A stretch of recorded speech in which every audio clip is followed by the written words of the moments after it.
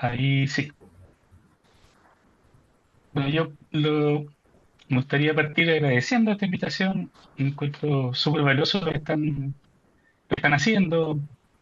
Siempre es bueno también ver otras opiniones sobre el mundo que compartimos muchos de nosotros, ya sea por afición o por temas religiosos, ¿no? En la mayoría del caso de ustedes. Así es que gracias por la invitación.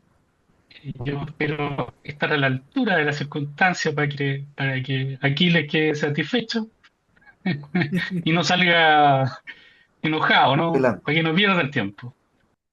Eh, y por otro lado, me gustaría comentarles que me pareció bien interesante la pregunta que motiva esta presentación de diversos puntos de vista, ¿no? Yo creo que eso es lo interesante, que hay matices, que hay distintas miradas sobre una misma problemática y eso es parte de la genealogía.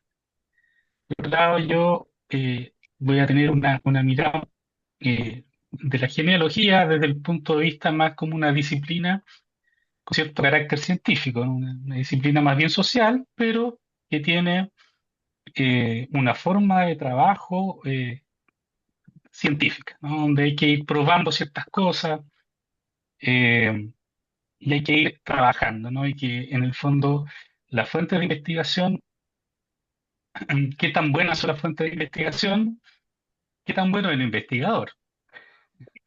Ahí se las dejo. Eh, Voy a partir la presentación, voy a Eh, compartir, Disculpe, sí, no solamente decirle que todavía no he terminado con la presentación, si quería darle un tiempo para que se presentara. Si me da un minutito, que me falta un par de cositas para decir. por supuesto, Le pido disculpas. Eh, También queremos reconocer la presencia de los administradores de este grupo, la hermana Miriam Gallego Sorrera y el hermano Juan Carlos Tardón. También aprovechar de presentar y de comentar que tenemos un grupo de consejeros de este grupo, el cual está formado por por los hermanos Aquiles Oyarzún, el hermano Franco Aros, el hermano Mauricio Rivera y quien les habla, el hermano Irigoyen. Eh, a nosotros como grupo nos colocan acá para poder darles dirección, ayudarlos, fortalecer y ayudarlos con su búsqueda y discipulado respecto a sus familias en este lado del velo. Eh, Ahora también comentar que como grupo hemos recolectado un conjunto de preguntas que al terminar la presentación se le haremos llegar a don Cristian para que nos pueda guiar. Y bueno, sin más preámbulos y omitiendo esta pausa, dejamos el tiempo y la pantalla en manos de nuestro orador, el señor Cristian Cofre León.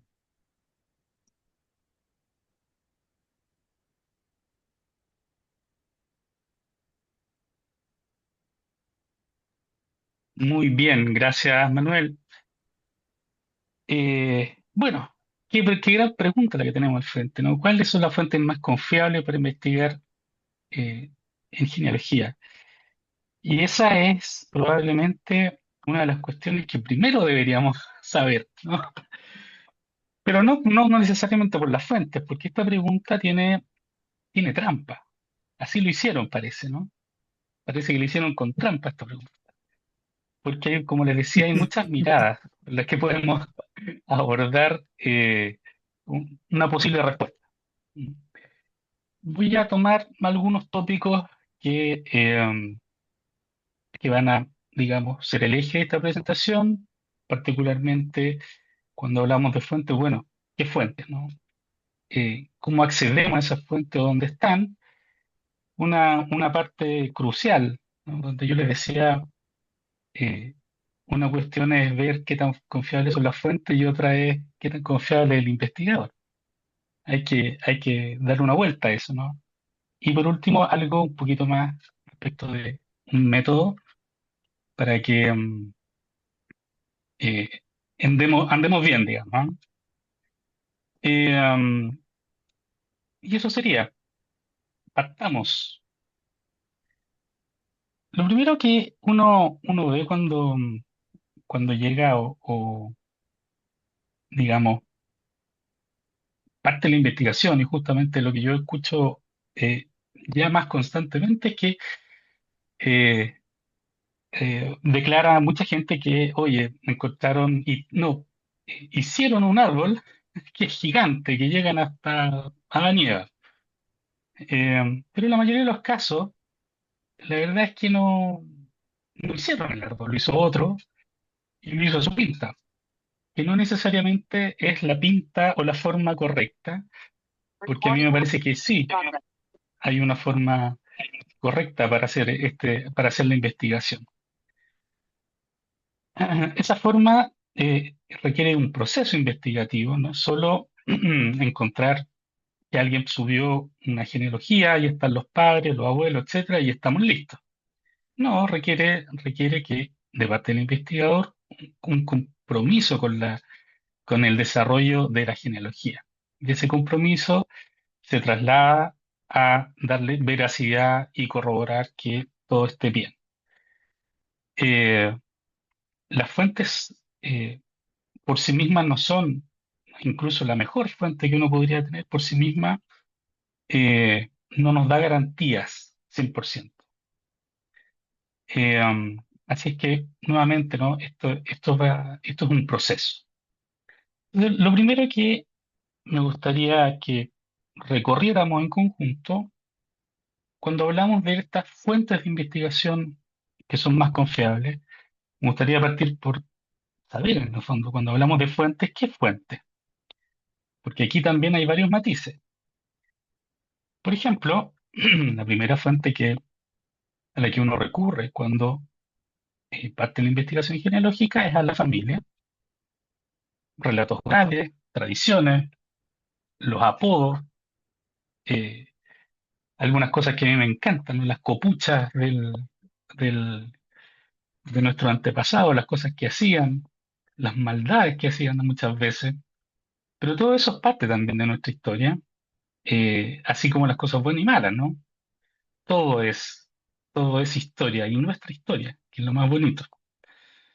Eh, Sin embargo, todas estas historias, que a mí me encantan las historias, eh, también tienen que enmarcarse dentro de una mirada crítica del investigador. O sea, no podemos creer que todo lo que nos digan está bien. Yo creo que todos lo entendemos así también, ¿no?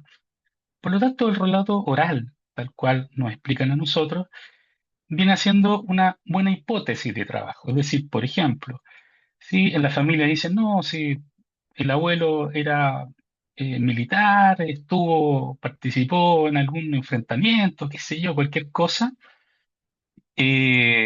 ¿será así? Tenemos nuestra primera hipótesis. ¿Podemos corroborar si eso es cierto? Probablemente podamos corroborarlo. Y esa es la gracia, ¿no? Muchas veces, entre tanta historia, hay algunas que son mentiras, pero hay otras que son reales, ¿no? Hay de todo. Por eso, nuevamente, pongo la mirada sobre el investigador, ¿no? Que tome toda esa información, las fotografías, los álbumes, los rescate y vaya haciendo una biblioteca propia de la familia con toda esa información, ¿no? Las fotografías se extravían, eh, ahora que podemos digitalizar más fácil, ¿no? Hay que aprovechar, por supuesto, el ahora, no dejarlo para después, porque después pueden pasar otras cosas. Otra de las fuentes clásicas en las que uno recurre cuando está trabajando en genealogía son las fuentes parroquiales y del obispado de la Iglesia Católica, porque desde el siglo XVI comenzó sistemáticamente a hacer registros de los sacramentos que impartía, particularmente bautismos, matrimonios y defunciones, pero también hay informaciones matrimoniales, dispensas matrimoniales, y por otro lado, eh, también tiene otros tipos de fuentes que son propias del gobierno eclesiástico, donaciones de personas, capellanías, censos en la época de la colonia, en toda América, esto me refiero, ¿no? Y es mucho más que solo bautismo, matrimonio y funciones, a eso quiero llegar. Hay bastante información que uno puede ir también aquilatando. Por ejemplo, muchas veces nos saltamos piezas importantes porque quizás no entendemos qué significan o no consideramos que puedan ser importantes. Pero, por ejemplo, una dispensa de consanguinidad en una información matrimonial o en un matrimonio, en un registro, ¿no? Documental, la escritura del archivo parroquial, nos puede revelar ancestros mágicamente, digamos. Una dispensa por consanguinidad en una información matrimonial a veces incluso trae hasta el árbol genealógico que hizo el párroco para explicar esa consanguinidad.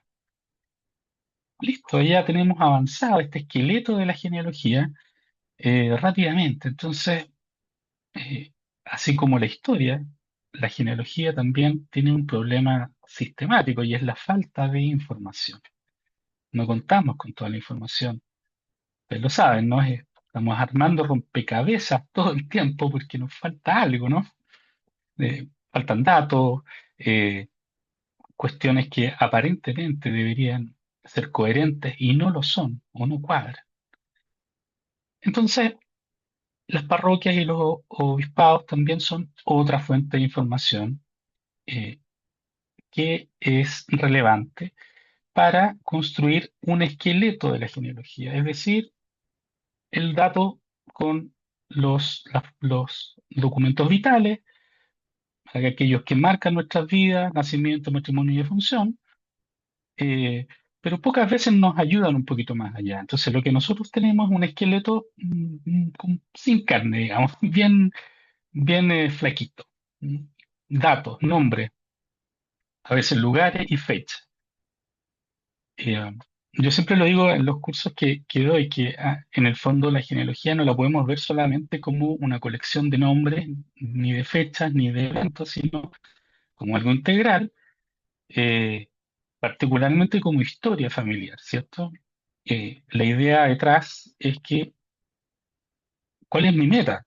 Es que si yo hago una genealogía, la familia quiera leerla y no va a leer algo que es solo esquemático. ¿Dónde está la historia? ¿Dónde está lo que pasa? La genealogía se tiene que contar porque de otra forma no se puede transmitir y podría ser muy entretenida también. O sea, es lo que yo aspiro, que sea entretenido, que nos provoque y queramos recorrer este proceso de investigación, pero a su vez entregar un resultado que sea, eh, que sea querible por la familia o por quien sea. Otra de las fuentes que nos ayudan a armar estos esqueletos de nuestra familia son el registro civil. Aquí pido disculpas para quienes no son de Chile, pero le puse la fecha de 1885 pensando en Chile, siempre estoy seteado con la fecha, pero en el fondo desde que comienza el registro civil en los países en la segunda mitad del siglo XIX en América,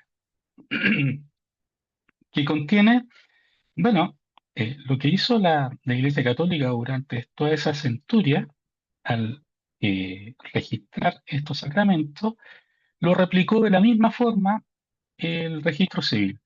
Los bautismos ya pasaron a ser nacimientos, los matrimonios como tales, y las sepultaciones pasaron a ser defunciones.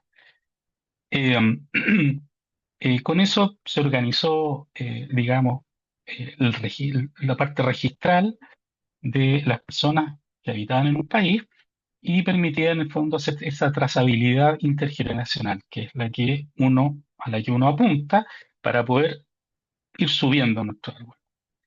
Ahora, eh, no lo tiene todo, nuevamente, ¿no? Siempre tenemos este problema de que no es completa. A veces hay subregistros, como el registro civil en todas las partes, ¿no? Para que naciera el registro civil, la Iglesia y el Estado tuvieron que separarse, la Iglesia Católica y el Estado tuvieron que separarse, entonces dejaron algunos heridos en el camino y algunos católicos, por ejemplo, se negaban a inscribirse en el registro civil. Y ahí entonces tenemos menos personas de las que corresponden. Eh, pero por supuesto es una fuente fantástica. Y el registro civil, por otra parte, también tiene otro tipo de archivos u otro tipo de información. Eh, Tiene, no sé, registros de posesiones efectivas, en algunos lugares se encuentran incluso poderes o testamentos que se hacían frente al oficial civil, porque esta persona tenía cierta autoridad en las localidades. De ahí que hay que recorrerlo, ¿no? Como todo esto. Todas estas fuentes hay que conocerlas, hay que recorrerlas. Por supuesto, eh, en general, todos los países tienen un archivo nacional donde, digamos, tiene como misión, la mayoría de los archivos, si no todos, el, el mantener la información histórica del país y además disponible para el público. Son las dos cosas, ¿no? Conservación y por otro lado, ser un aporte a la sociedad a través de el libre acceso. Entonces, ¿qué encontramos? Bueno, encontramos un montón de documentación que da cuenta finalmente de la vida de las personas, de situaciones que quedan escritas porque algo ocurrió. Incluso hoy, ¿no? Si nosotros compramos una casa, un terreno, lo que sea, hacemos escrituras notariales. Esta herencia española es súper buena, digamos. Les gustaba anotar todo. Qué qué bueno que lo hacían, porque es la mejor forma de tener información hoy. Había muchos juicios, les gustaba escribir. Y eso es muy bueno para nosotros, porque aparecen cosas todo el rato, ¿no? Los archivos nacionales son una fuente riquísima de información.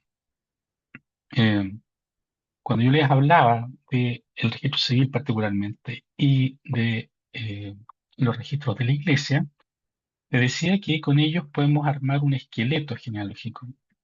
Sí, efectivamente, con huecos, qué sé yo, no es perfecto, etcétera, pero con el Archivo Nacional y la documentación, los fondos que están que ellos administran, créanme que podemos empezar a ponerle carne a este esqueleto. Es ahí donde empiezan a aparecer las historias, empiezan a aparecer caminos, digamos, que van tomando nuestros antepasados, entender un poco socialmente dónde estaban situados, ¿no? Ir más allá del esqueleto, ¿no? De estos tan flaquitos que obtenemos solo con nombre y fecha. Hay archivos militares también, ¿no? Eh, Hemos tenido hartas guerras, ¿eh? Así que hay hartas cosas que se han registrado por lo mismo. Eh, Todos los países hemos tenido conflictos de algún estilo. Ellos, por supuesto, tienen también eh, y han registrado, nuevamente herencia española, ¿cierto? Hojas de servicio, en revistas de tropa, eh, partes de batalla, padrones o levantamiento de información de quiénes son parte del regimiento, etcétera. Si no te pasa en otro país, perfecto, en la Marina o en algún otro lugar. Pero no solo los archivos militares, sino que, y esto me parece también muy relevante, los archivos administrativos, los archivos de gobierno de un país, los fondos ministeriales. Por ejemplo, el Ministerio del Interior, en general, siempre es el que autoriza las nacionalizaciones de otras personas, ¿no? Alguien que viene desde afuera, llegan a nuestro país, se quiere nacionalizar chileno. En nuestro caso, nosotros tenemos y lo hemos tenido históricamente, un tiempo de permanencia para optar a la nacionalización, a la nacionalidad chilena, ¿no? En este caso. Bueno, ¿no habrá algún registro de esa situación si es que yo tengo un antepasado que vino desde afuera? Sí, los hay en algunas fechas, en algunas circunstancias, pero eso está en fondos ministeriales o de gobierno porque tiene que ver con la administración del Estado. Alguien trabajó para el Estado porque era un funcionario, incluso era un profesor, cuando los profesores dependían completamente del Estado. Se le asignaba a ese profesor a ir a otra zona. ¿Está eso? Claro que está. Y podemos entonces darle más carne a este esqueleto. Una fuente también interesante, si a alguno de ustedes le asusta mucho los cementerios, no va a ser interesante, pero para los que no, los mismos cementerios son el recuerdo, ¿no? Dicho, los usamos así, los armamos así, los construimos en Occidente de esta forma, ¿no? Que sean el recuerdo de estos ancestros. Por eso le ponemos lápida y marcamos quién está ahí. No para él, porque para él seguramente ya no le importa, pero sí para a quienes sí les debería importar, que somos nosotros, sus descendientes. Eh, Hay no solo información, sino que hay también una historia detrás de toda esta. Cuando uno recorre cementerios o empieza a encontrar ciertas coincidencias que en realidad no eran tan coincidencias, ¿no? Sepultaciones justo al lado, y comparten, mira, el mismo apellido. Qué curioso, mira, y no era tan curioso. Eh, eh, bueno, es interesante recorrerlo y si uno necesita cierto tipo de información de su parte, por supuesto que sigue siendo un lugar al que uno tiene que apuntar. Por supuesto, siempre con la mirada crítica, ¿no?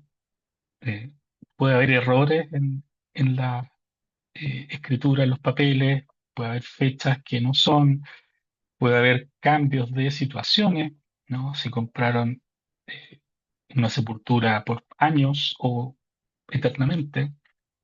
Eh, y hay que tener un poquito de cuidado con las homonimias también, cuando alguien se llama igual que otro y estamos seguros que va por ahí y de repente no cuadran las fechas. Mm. Ojo crítico siempre. Pero aparte de nuestro registro de cada país, también podemos aspirar a ver otro tipo de registros que son tan fuera del país, cada vez más porque hay muchos archivos que están digitalizando sus colecciones. El Archivo General de Indias, por ejemplo, tiene una colección en línea espectacular a través del portal de archivos españoles en red.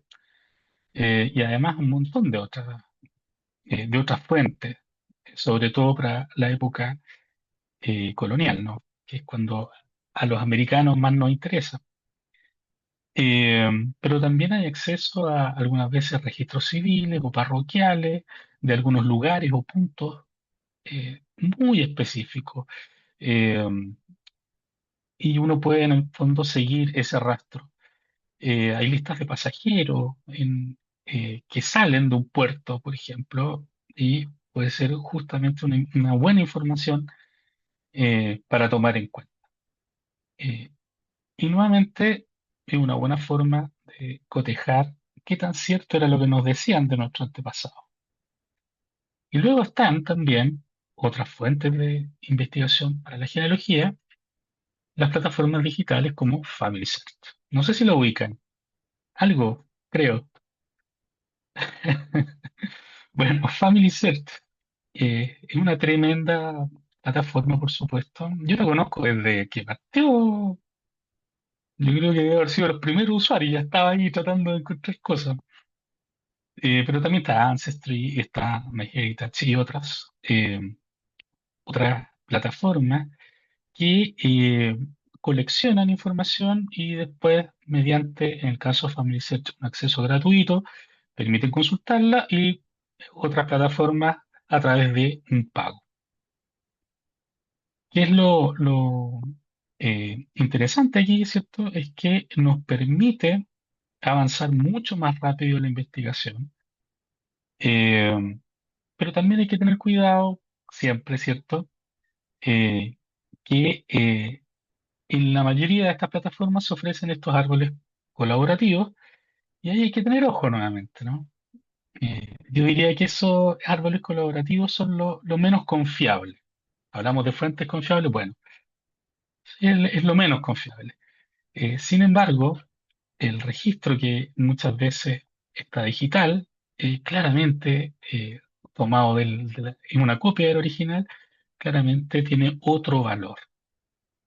Entonces, eh, más que apuntar a empezar a llenar árboles con personas que parece que se, era esta porque se llama igual, hay que en el fondo eh, procurar que lo que uno está haciendo sea veraz.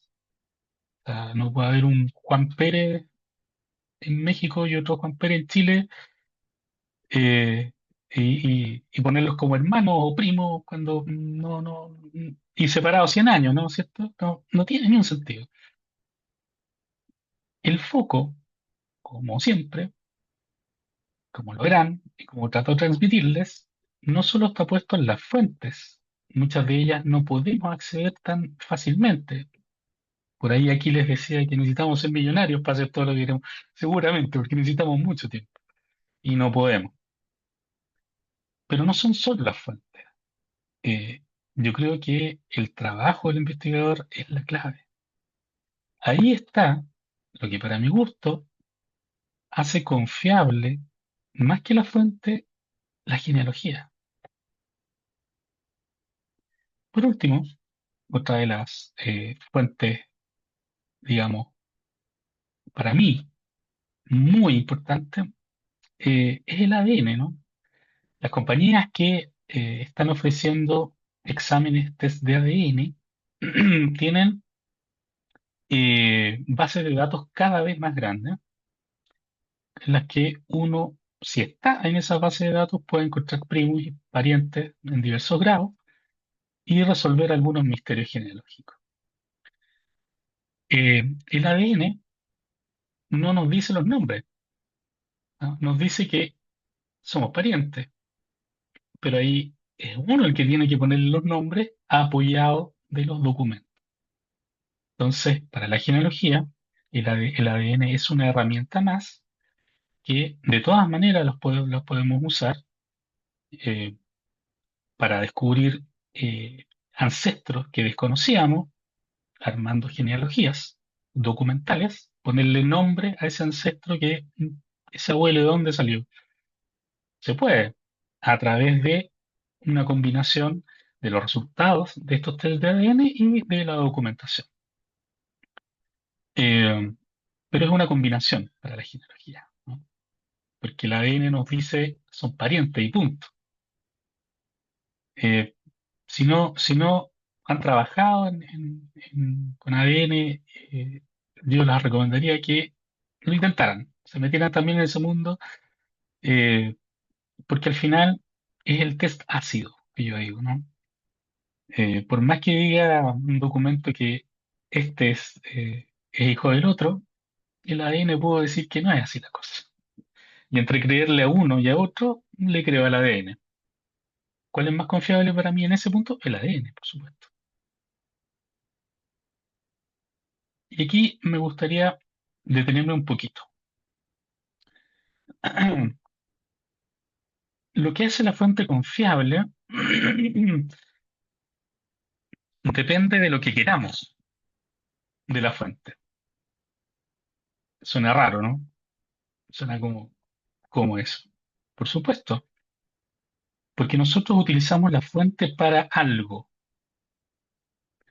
A veces buscamos una información específica y esa fuente nos sirve, pero buscamos y nos entrega además otro tipo de información y sin embargo puede que no esté buena ese anexo de información. A ver, vamos por partes. Hay que entender que las fuentes de investigación tienen al menos estos ejes, ¿no?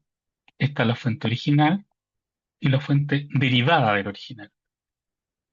Por ejemplo, tengo un libro manuscrito donde aparece una genealogía o etcétera. Y si yo quisiera listar o hacer una lista de las personas que están ahí, hacer un índice, eh, ese ya no sería la fuente original, ¿no? Cuando yo veo el índice, no estoy viendo el documento original. Es una fuente derivada y la tengo que entender como tal. Si alguien busca en Family Search, el buscador fantástico, ¿no? Le pongo OK y aparecen los resultados. Bueno, esos resultados son fuentes derivadas, ¿sí? Del original. Eh, Desde el punto de vista formal, si ustedes quieren eh, publicar en alguna revista de genealogía, les paso el aviso que en Chile pueden publicar, envían trabajos, lo recibiremos con agrado. No me sirve el índice, ¿no? Me sirve a mí la fuente, de dónde viene la original, no la derivada. Luego tenemos fuentes que uno dice, al leer el texto del documento, hay algunas que son de carácter primario y otras de carácter secundario. Es decir, ¿quién estuvo presente? Cuando se afirma algo, los documentos dicen cosas, fueron hechos para algo, con un objetivo. No son hechos porque sí, no se crearon porque alguien despertó y dijo, hoy voy a escribir, voy a dibujar letras. No, tienen un objetivo, claro. Tienen un interés. Y ese interés no es del documento, sino de quien lo escribe y de quién o de quién quiere que se escriba eso. Y eso también hay que entenderlo. Si alguien dice, como en los juicios, uno lee estos juicios y dice, mira, no, yo vi a tal persona que hizo no sé qué, no sé cuánto, ya, perfecto, lo viste. De primera fuente, de primera mano, estuviste ahí. Pero si alguien dice, no, mira, yo escuché que estaban y decían, eso ya es secundario, ¿cierto? No es lo mismo. Bueno, cuando uno revisa la documentación, se encuentra con este tipo de circunstancias, ¿no? Donde hay cuestiones que son eh, primarias y hay otras que en el mismo documento son más bien secundarias. Por otro lado, y esto es súper interesante porque a mí me gusta mucho este trabajo, aquí está el investigador nuevamente.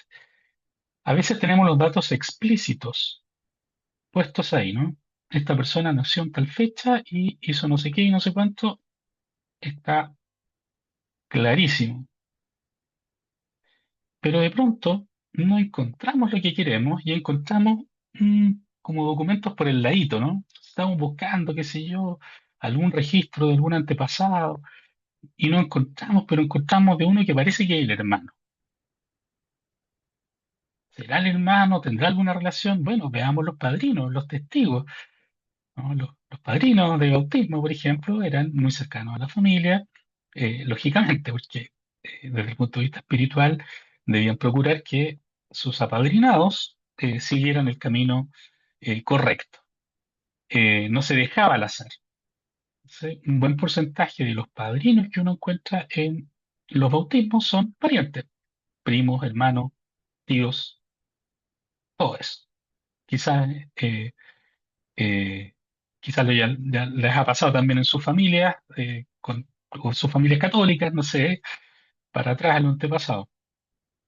Entonces, eh, eso para mí es clave. Por ejemplo, eh, eh, estas son, pues, digamos, las miradas que me gustaría que se entendieran. Que un documento en sí mismo no es nada si no hay una interpretación y si no hay un entendimiento del documento. ¿Mm? Por ejemplo, una partida de función, el mismo documento. ¿Para qué es confiable? La fecha de muerte, seguramente. El lugar donde falleció, seguramente. ¿Dónde se va a sepultar? Seguramente es confiable, porque está haciendo ahí mismo, ¿no? El documento fue hecho en caliente, ahí, con la persona, de cosas. Pero y la información de la edad, ¿es confiable o no es confiable? E incluso sus filiaciones, de quién eran hijos, ¿es confiable o no es confiable? Hay que tener cuidado, ¿no?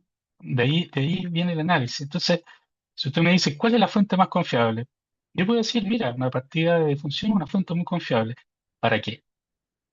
¿Para qué es confiable? Para registrar la defunción. Pero para lo que está anexo o alrededor, no necesariamente. Entonces, nuevamente, partida así, ¿no? Les decía, bueno, ¿para qué es la fuente que estoy utilizando? ¿Cuál es el objeto de esa fuente? ¿En qué me va a ayudar? Porque con la misma fuente no voy a poder hacer todo, porque la misma fuente probablemente no tenga la misma validez. Y porque la misma fuente tiene es el resultado de que alguien estuvo interesado en que se hiciera y lo anotó de cierta forma. El testador testó de cierta forma y de repente no nombró un hijo. Lo hizo a propósito. Fue el notario el que jugó chueco. ¿Qué pasó? Entonces, eh, hay que tener cuidado porque por sobre todo lo que nosotros estamos viendo acá eh, es que, y no quiero llegar a un relativismo brutal, pero no podemos confiar 100% en ninguna fuente. A eso quiero llegar. No podemos confiar 100%, sino que tiene que ser sometido a lo que se llama una crítica documental. Aquí tomamos piezas de la historia, de la disciplina histórica, porque ellos también tienen el mismo problema, ¿no? ¿Cómo trabaja la historia el pasado? Bueno, igual como lo trabajamos nosotros, básicamente, con los documentos hacemos lo mismo. La historia ha resuelto esto y ha dicho, mira, eh, hay algunas cosas que al menos hay que entender. Primero, si tú quieres hacer una investigación, tienes que saber qué fuentes existen, qué es lo que está disponible, qué tipo de registros hay. Si alguien se enfermaba o si alguien tenía un hijo o etcétera, que hay algún registro, ¿será que también, aparte de la copia de la inscripción de nacimiento, también hay un certificado del parto del niño? Si yo lo sé, puedo tener más información. Eh, lo primero y fundamental entonces es esta heurística, es saber qué fuente hay, dónde está, cómo accedo a ello, eh, y ayudar en el caso de eh, ustedes que son voluntarios en Family Search, por ejemplo, ayudarlos a las personas a no quedarse solo con el buscador de Family Search, sino que recorrer las enormes colecciones que tiene digitalizadas. Entonces, si alguien le dice, mira, vengo de tal localidad, qué sé yo, buscas en el buscador y no hay nada, pucha, lo lamento. No, están disponibles en la misma plataforma un montón de otras colecciones digitales donde se puede buscar. Si uno sabe cómo buscar en esas localidades, apunta y problema resuelto. Eh, de ahí se parte, ¿no? Entonces, la primera parte de esta investigación de crítica documental, ¿cierto? Tiene que ver con saber exactamente dónde está y para qué sirve, qué contiene y qué no contiene. No puedo exigirle a todos los documentos que tengan todo lo que necesito. Luego, uno hace una crítica externa. ¿Cuál es la crítica externa? Es una cuestión súper simple, más o menos. Dice que es auténtico el documento. ¿Cómo sabemos que es auténtico el documento? En general, lo que nosotros hacemos es confiar. Confiamos.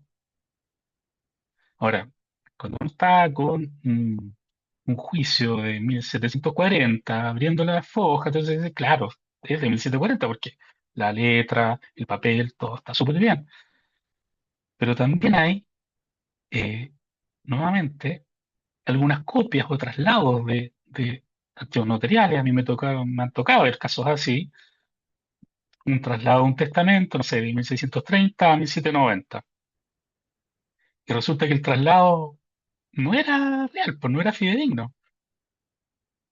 La persona quería obtener, ganar un juicio, utilizó este testamento como fuente, el juez la validó, efectivamente, pero era falso. Cuando fui al testamento original, al que supuestamente habían copiado, no era lo mismo. Entonces, de repente, las cuadras que tenía eran más que las que correspondían. Entonces, eh, esta crítica externa tiene también que ver con que las cosas anden bien, ¿sí? O sea, la letra es T, la forma es T, ¿no? Lo que yo espero es T. Y luego el contenido. ¿no? La crítica interna. Lo que queremos hacer en genealogía es un estudio sistemático, riguroso, que nos entregue una historia familiar de forma veraz. O sea, que quiere decir lo más apegado a, a lo que ocurrió. Porque estamos contando una historia. Las historias tienen cronología. Lo más apegado a lo que ocurrió. Entonces, nuevamente hay que entender también qué ocurría en otros momentos.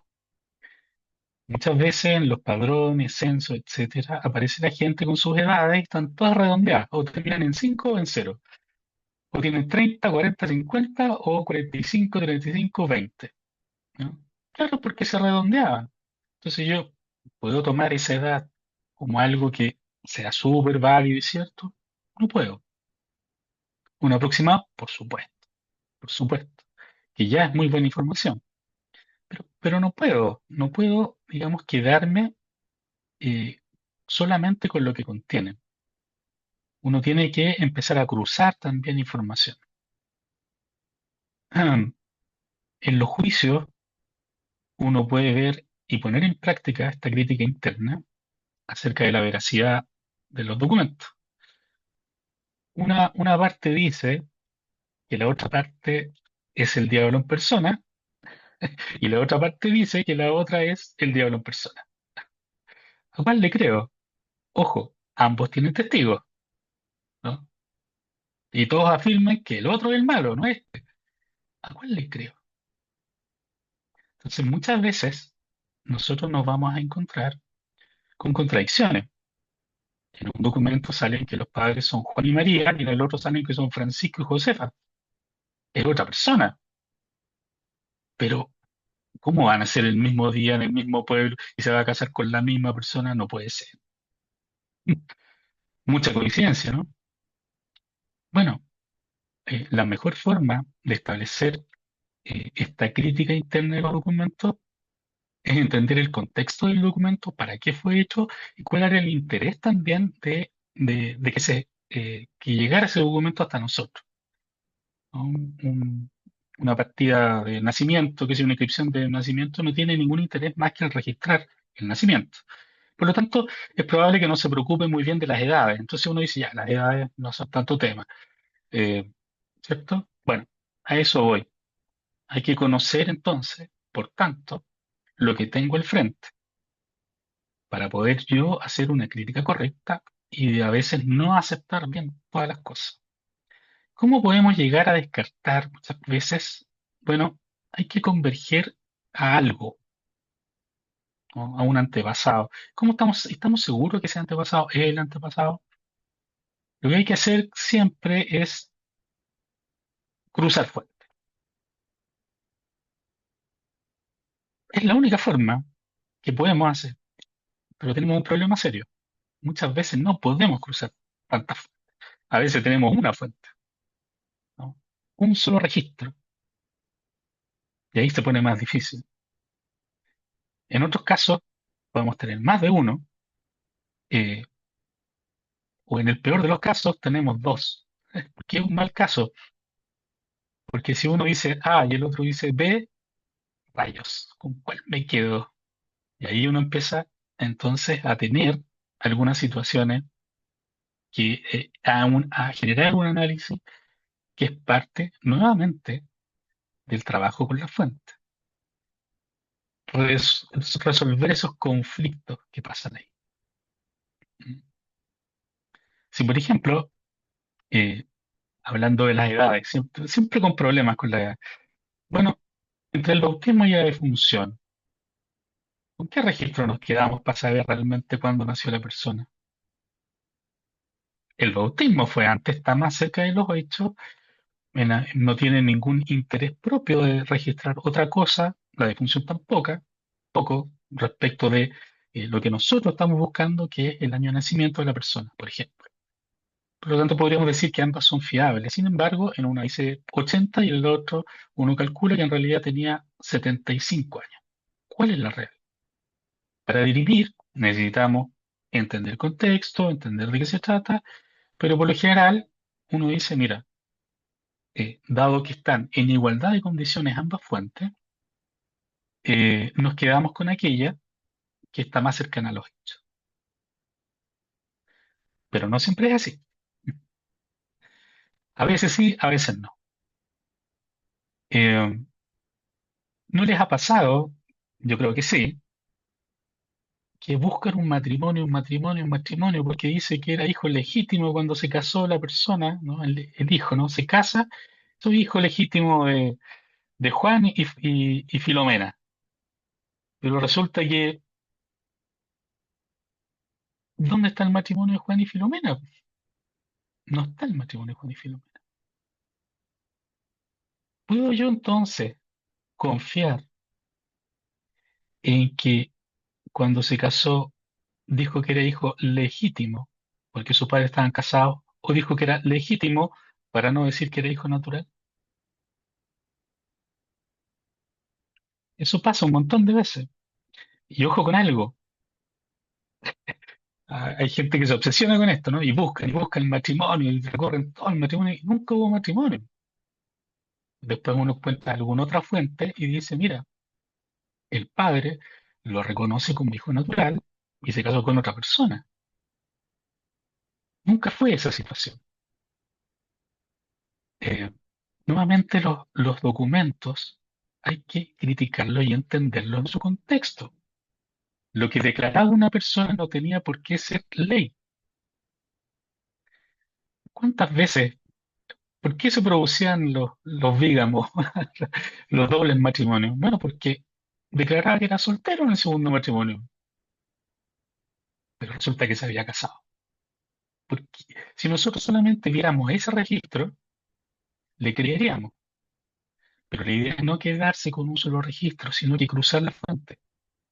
De hecho, les alivia la vida, porque a veces, imagínense, el oficial le escribió mal o el cura le escribió mal el apellido de la mamá y uno busca a esa pareja cuando en realidad no, po, tenía otro apellido. Por eso hay que cruzar para poder ir resolviendo el conflicto. Entonces, la misma fuente, la misma calidad de fuentes pueden arrojarnos resultados distintos. Y ahí entonces donde uno tiene que, ahí es donde entra el investigador. La fuente en sí misma es tan confiable como el investigador es confiable.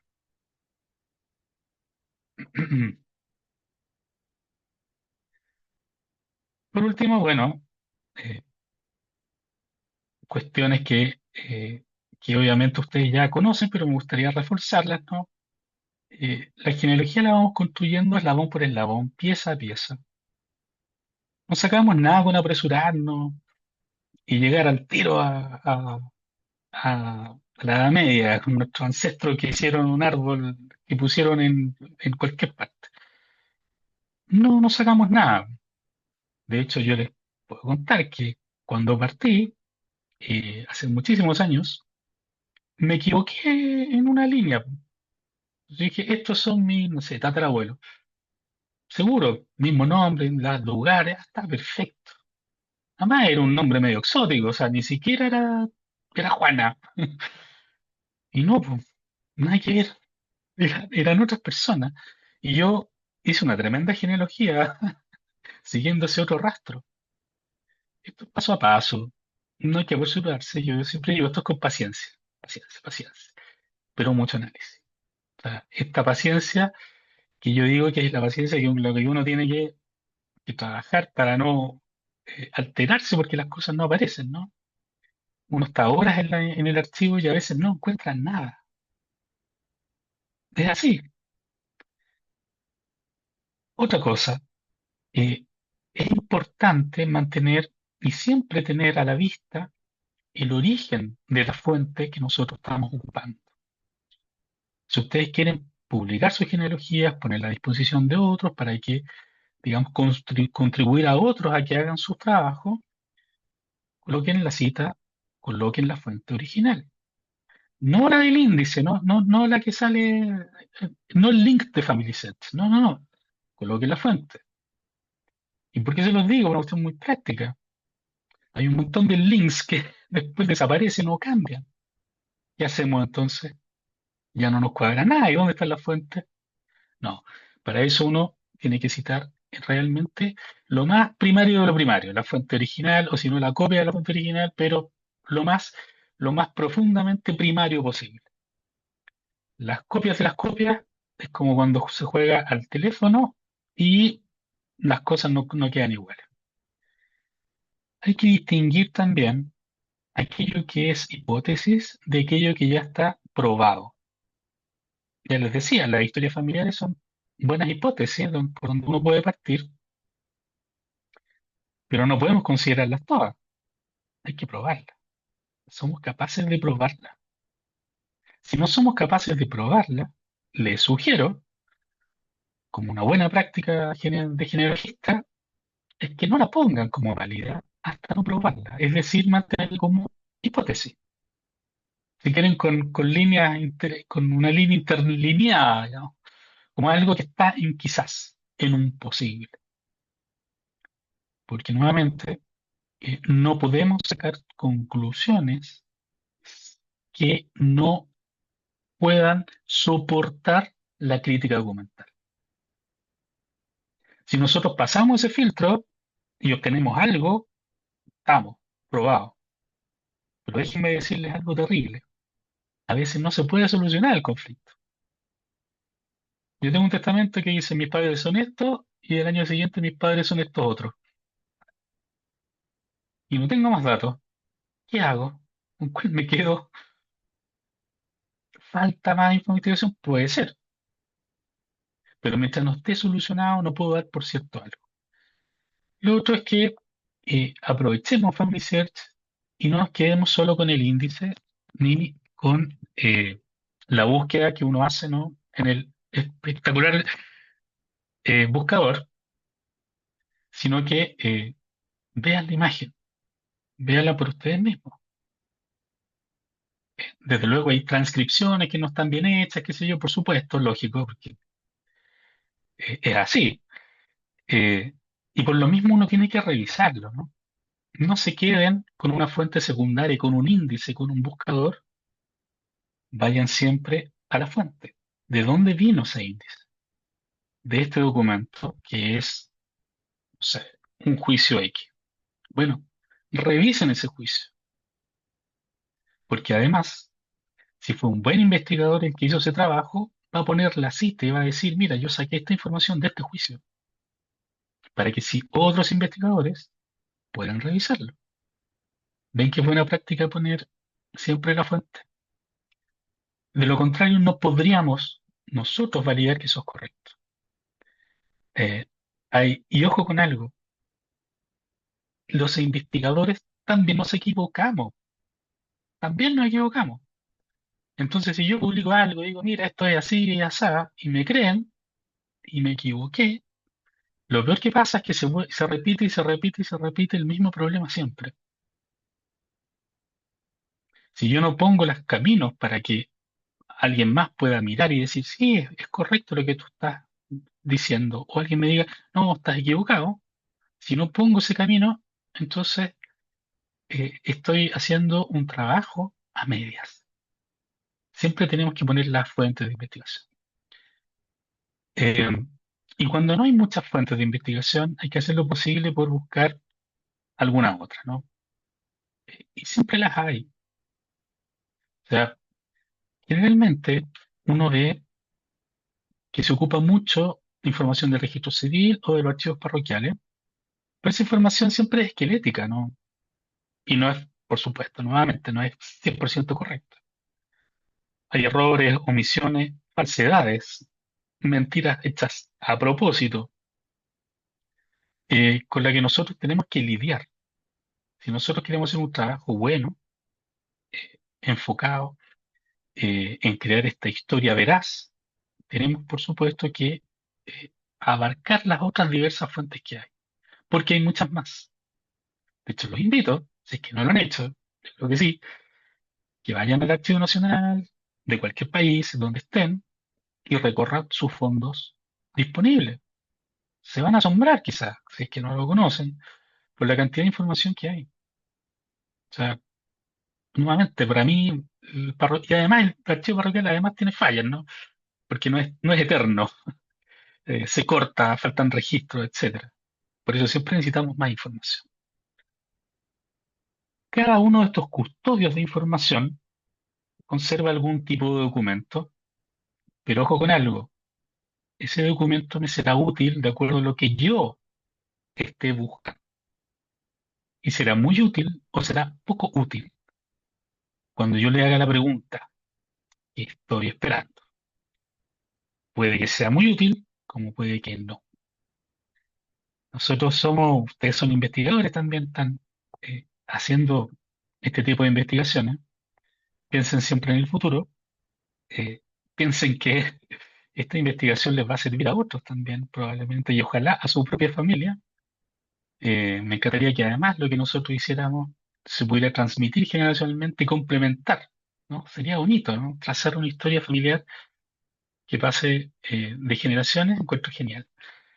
Eh, Así es que, bueno, eh, yo quería terminar esta presentación en este punto, eh, respondiendo a la pregunta, no sé si la respondí completamente, pero ¿cuáles son las fuentes confiables? Resumiendo, primero, ¿para qué? Cuando yo tengo el para qué, ¿qué quiero resolver? ¿Cuál es la pregunta que quiero contestar? Recién ahí yo tengo que recurrir a la fuente o las fuentes que me parecen mejores. Y una vez que consulto y obtengo resultados, tengo que hacer una crítica documental, tengo que hacer una crítica respecto de la información para validarla y poder avanzar con nuestra genealogía. Mientras no tenga una validación, queda como hipótesis y no puedo afirmar nada. Eso es. Y ese soy yo. ¿Ok? Si me quieren seguir en redes sociales, también pueden, ¿no? Muy bien. Con eso termino la presentación. Muchas gracias, don Cristian. Ahí está. Realmente maravillosa su presentación. Ahí tenemos aplausos virtuales de los presentes. Realmente ha sido muy fructífera. Nos ha dado a conocer muchas cosas que no habíamos considerado dentro del trabajo de la investigación y agradecer más que nada su ayuda y su apoyo a este grupo. Y esperamos a futuro nos pueda seguir apoyando. Gracias a A ustedes. continuación, le daremos un tiempo al hermano Tardón que tiene que decirnos algunas cosas. Hermano Tardón. Muy amable, muchas gracias, estimado amigo Cristian. Se pasó. Estuve conversando con Daniel. Me dice que usted le invitó, pero desgraciadamente él tiene una reunión hoy día, él está casi que no pudo estar presente. Pero sí también me decía de que lo invite a la del día 23, domingo 23, queridos hermanos y amigos de la iglesia, que el día 23 nuestro hermano Daniel Stewart, quien es ingeniero en genealogía, va a hacer una presentación similar a la que hizo nuestro amigo Cristian. ¿Ya? Entonces, estas dos elementos muy importantes para nosotros nos están ayudando constantemente una vez al mes, pero esta es la primera presentación que hace nuestro querido amigo Cristian. Y como dijo el hermano Manuel, que bueno, queda invitado, no sé, pues, por ahí por septiembre tal vez, que te vayas preparando. Así humildemente le solicitamos su ayuda para que nos pueda instruir en otro tema. Bueno, todas las personas que, bueno, asistieron alrededor de 87 personas a esta presentación, por si acaso, figura ahí 72, pero se retiraban y volvían, se retiraban, pero en general fueron 87. Así que muchas gracias, tuvo una buena audición con respecto a las cantidades de personas que hubieron. Cristian. Y bueno, todos los que ellos o hermanos que necesiten pertenecer a este grupo puedan ubicarnos a mí mismo para poder integrarlo al grupo desde ya, para que puedan constantemente estar instruidos y también poder instruir a otros hermanos en la iglesia o a un amigo del trabajo, no sé, como ya esto ha transcurrido en algunos momentos. Para que necesiten ingresar, solamente me ubican a mí al número, por favor, al número 966371313. 966371313. Ya para las personas que deseen participar con nosotros en este grupo. Bueno, tenemos a nivel general información para nuestro querido amigo. Estamos también invitando a gente de Brasil a estas capacitaciones y esos talleres. Así que estamos a nivel sudamericano como también a Noruega.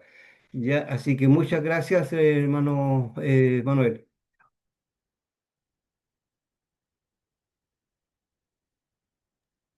Me había faltado prender el micrófono, perdón. Muchas gracias, hermano Tardón. Agradecemos la presencia de cada uno de ustedes, principalmente a la excelente charla que nos ha entregado don Cristian. Y bueno, para terminar, lo vamos a hacer como corresponde, con una oración, y se la pediremos, por favor, al hermano Aquiles, por favor, si la puede hacer usted.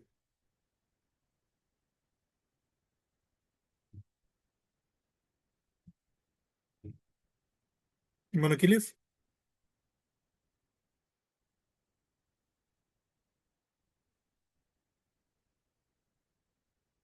creo que el hermano Aquiles no puede escucharnos. Hermano Tardón, ¿la puede hacer usted, por favor? Perfecto, ok, muy amable, muchas gracias, permiso.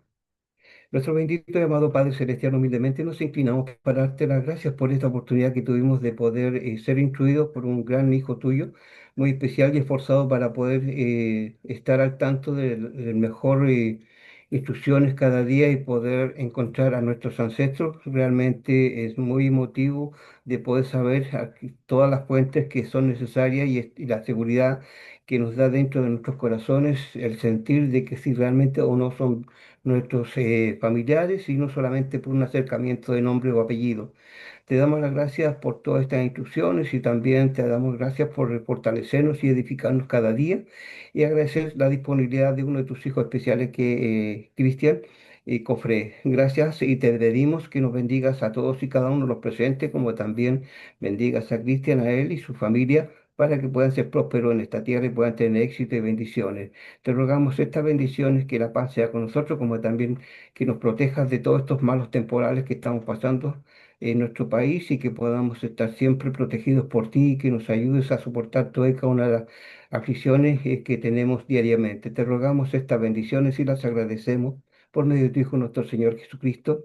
Amén. Amén. Muchas gracias a todos. Amén. Gracias, hermano Cristian. Amén. Gracias, Que Cristian. estén bien, que tengan excelente semana. Gracias, gracias. Chao. Eh, Cristian, no te olvides Chao. de enviarme el link, por favor, para subirlo a nuestra pantalla, Sí, sí, por claro. favor. Sí, sí, yo te envío la grabación, no te Gracias, preocupes. Cristian. Dale, Gracias, te pasaste. vale, que esté muy bien. Chao, chao. Gracias Gracias. por todo. Gracias.